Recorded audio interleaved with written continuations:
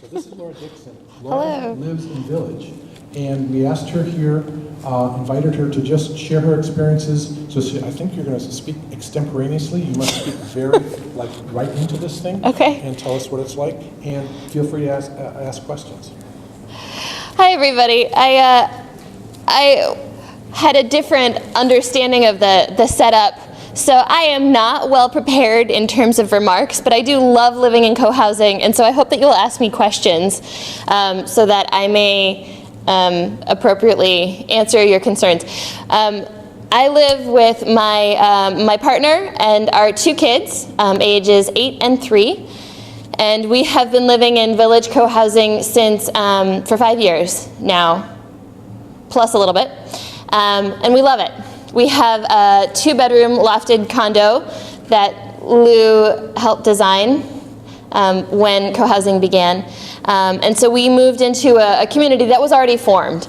And it wasn't something that we had done before, and so we had to figure out how to live amongst people and how to raise our children in the context of co-housing.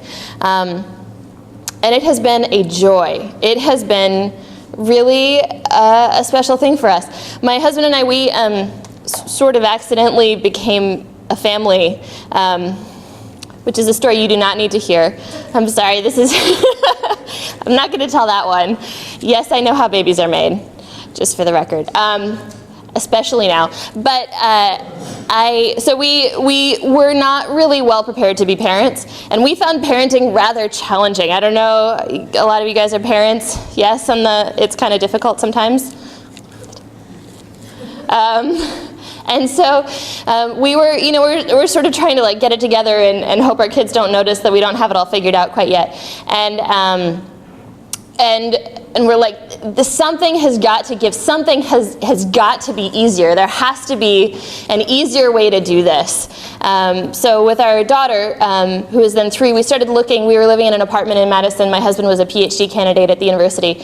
We're trying to figure out what can we do to make our lives feel right.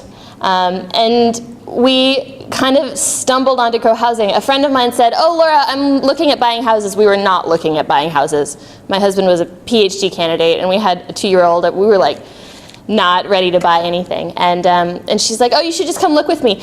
And so we looked at this unit at Village, and I was like, whoa, it was so beautiful. And I was just blown away. And just looking around, and I was like, wow, I don't know, we can't buy this, but it's amazing. And it turned out that we knew the owners, because I don't know, that's sort of how co-housing seems to work. There's all these co-housing moments. The other day, I was outside, my neighbor came out with her home line for a message for me.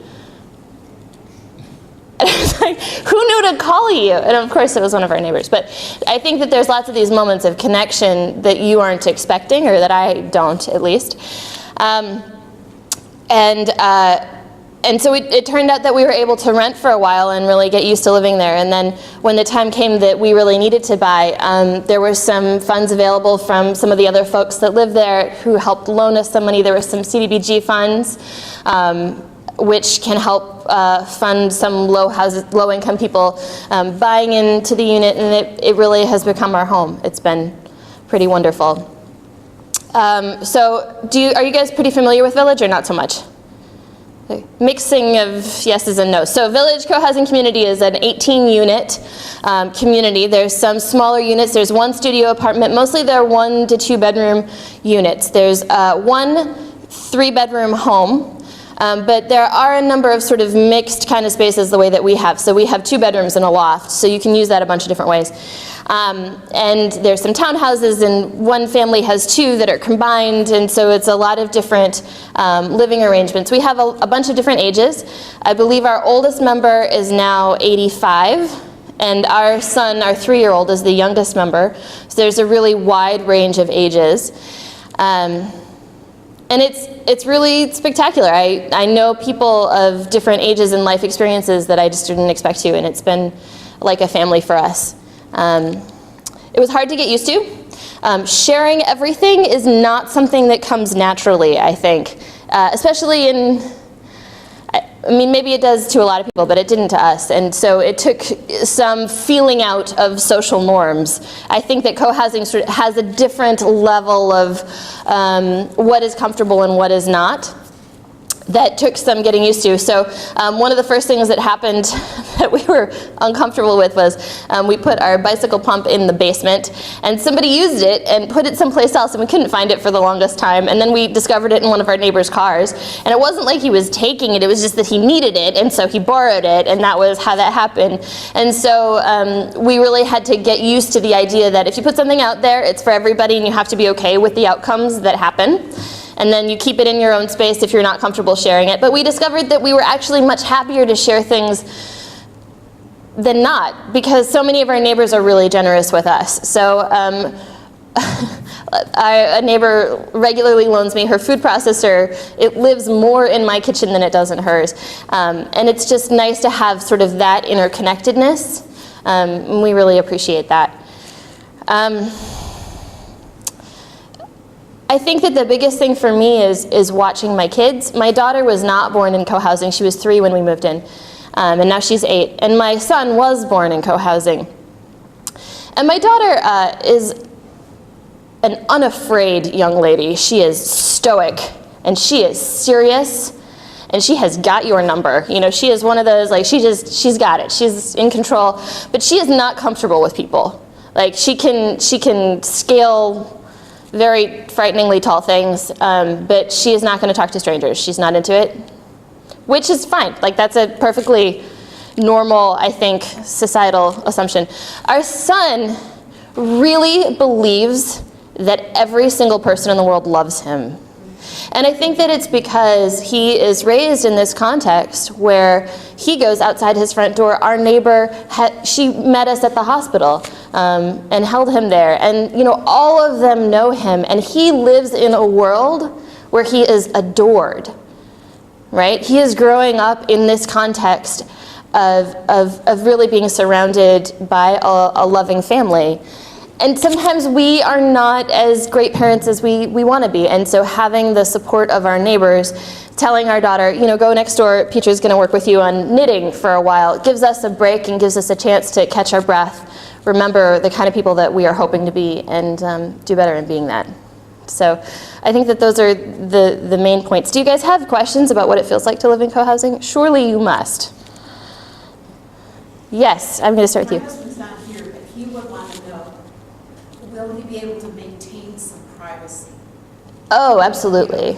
Yeah. He only wants to be with other people when he feels like being with other people. He doesn't want to be forced to be with other people. And is that a realistic expectation for him to have? Or I think he would become quite accustomed to it. Yeah, I think it's absolutely realistic. My husband is an introvert, very serious introvert. And I am less, I'm here, for instance, example C, evidence A. Yeah, anyway, so yes, I think that absolutely you can. I mean, you need to have a space that you feel comfortable in order to be able to stay in it. So I think it's important to have your own private space that really works for you, but absolutely. I think that in some ways, by removing the necessity of small talk, it's actually easier for my husband to be interactive with our neighbors, because we don't have to go through the, hi, oh yeah, my job's going great, you know, all the like 3 feet of menial stuff that you can talk about. You know, you can come in to Pollock and say, hey, you know, things aren't going so great for me, and people want to talk to you about it. But I think that absolutely it eliminates some of the small talk. So, I mean, we don't talk if we don't want to, and everyone's fine with that. I think that there's an assumption that you interact when you want to and you don't when you don't. And that makes sense because we do live together.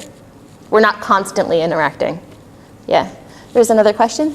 Yeah, I'm curious, when somebody is ready to move, does the co-housing community decide who will move in and kind of approve of who will move in? Or does the person just sell their place to the next person and you just live with whoever moves in? Those are different ways that you can do it. Those are both options. I know Arboretum does you sell it and whoever moves in way. What we do is when someone makes an offer on the unit or expresses a lot of interest, we make sure to let them know that there's a membership process. So they have to become a member before their offer is fully accepted. And so for us, membership means that they have to come to one of our business meetings, one of our monthly meetings that occurs.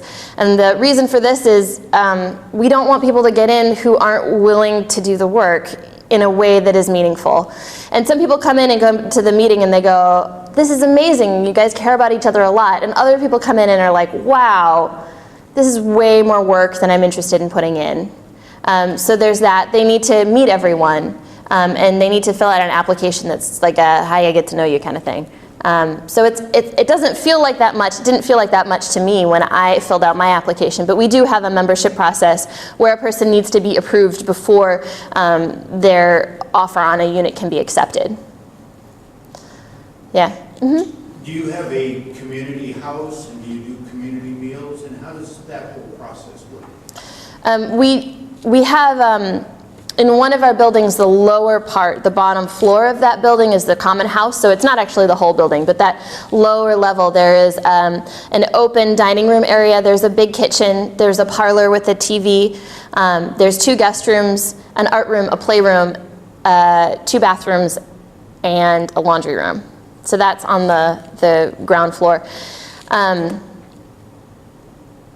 And we do meals, so we do 2 potlucks a week. That's how we have come to find our energy works, is that people have energy for 2 potlucks a week. So we have a Friday and a Sunday potluck. Since we do have a lot of like working families, it doesn't really work to have big deal things on weeknights where people are going to be getting up really early. And then I am the person who cooks for the monthly meal. So there's a meal right before our monthly meeting.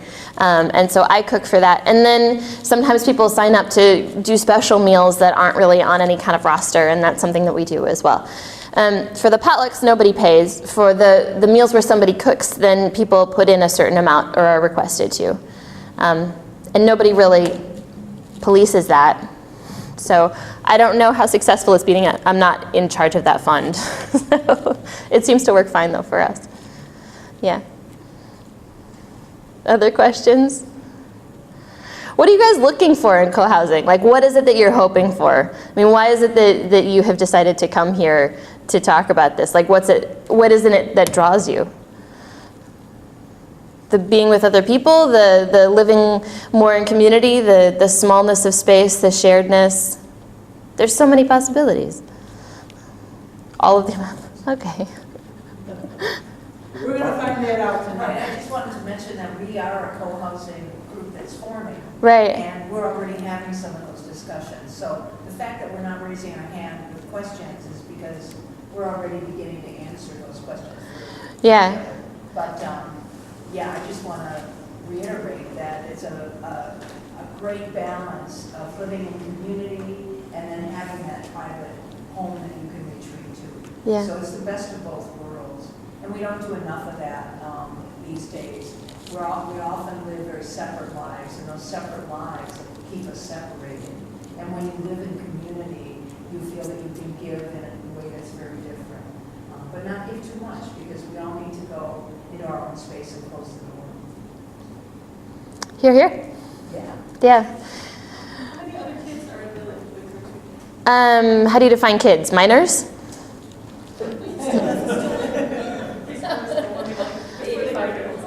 We don't have that many. We are hoping to attract more. We have our population is skewing towards the very wise end of the spectrum currently, and so I think that our family in particular would be interested in having more kids around. We don't have a whole lot of large bedroomed spaces, and so as a result, that has hindered families wanting to come in who are expanding. So that's something that we're thinking about. There is another 8-year-old girl. There are 2 10-year-old boys. There's 2, and then there's 2 12-year-olds and a handful of teenagers. So that's about where we're at. We only have, since we only have like 18 units, we only have about under 50 people, so it would make sense to have about 10 kids, I think, proportionally, but that's where we're at. Yeah. Yeah. You guys are always welcome to like tour Village and come through and look at things and say, you know, how did you come to that decision? And I probably won't be able to answer that question, but I can say what it's like to live with it. And so we welcome visitors, and you're welcome to come through. All right. Thanks so much. Good luck. Yeah.